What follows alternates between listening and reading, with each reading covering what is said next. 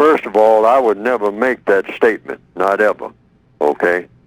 The code says stay away from making statements, particularly if you're criticizing something that black people are doing or something that you disapprove of. You may disapprove of it, but stay away from making statements. Ask questions. And so the question would be, I'll give an example, according to the code. I wouldn't go on the air or any other place or report it to a newspaper that rap and hip-hop are bad for black people. I would ask a question. Everything is within the frame. I'd like to say this, first of all. Everything in the counter-racist codification falls into one of two categories: constructive, non-constructive. So you just simply ask a simple question. Is rap and hip-hop, generally speaking, whatever that means, first of all, you want to describe what rap and hip-hop is.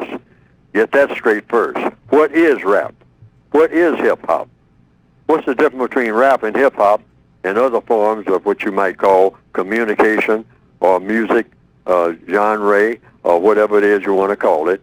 And is it musical? First of all, is it music? Is it poetry? And let the person who is doing it explain what it is, all right? First of all, get that nailed down. What is rap? What is hip-hop? What's the difference between rap and hip-hop? Are they the same thing? Get all that threshed out first so that we'll all be on the same page. Then you say, now, are there different forms of it, all right? And what forms? What are all the different forms of it? What forms do they take?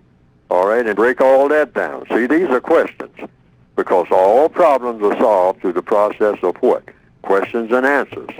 Then you move on to the third step, which is, okay, let's take it individually now. Let's use an example. So you play a hip-hop song or a rap song, if there is a difference between the two, okay? Play one and then play the other, and then say what the differences are. You get that far. Then you move on to the next step.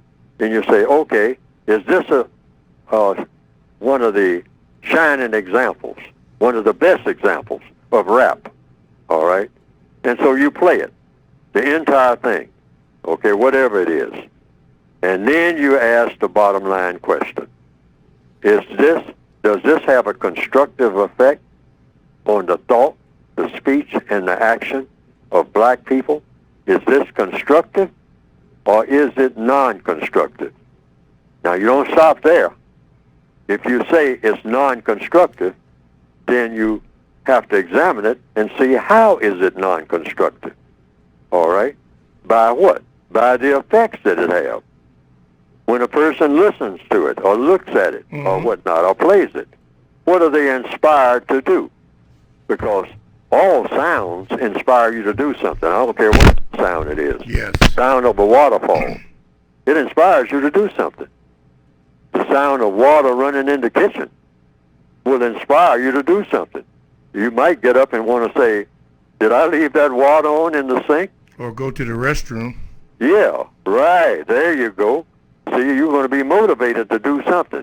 So you just examine what black people are motivated to do, in all areas of activity: economics, education, entertainment, labor, law, politics, religion, sex, and war, when they hear certain sounds.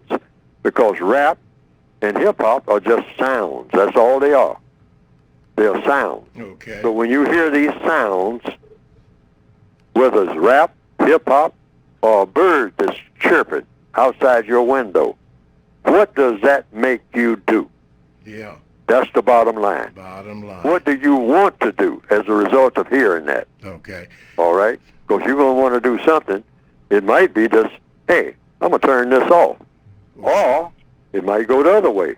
I'm going to turn this up. Yeah. And that's the first reaction you'll have. Yeah. Then it comes down to the second and the third and the fourth reaction. Yeah, whatever. As a result of what you were listening to. Oh. Now, some people have said they've seen some cartoons of my work on the internet that have been presented, and that it pretty well embellishes what I have been trying to say in my textbooks. And to the extent that it does that, well, that has been, from what I understand, some people reported to me, a plus. Because they didn't understand what I had written very well, but when they saw those cartoons that just repeated what I was saying and attaching my name to it, and came right out of the book, the material did, they say that they better understood it. And I can understand that because people are kind of visual, particularly in the year 2021 now, more visual than ever.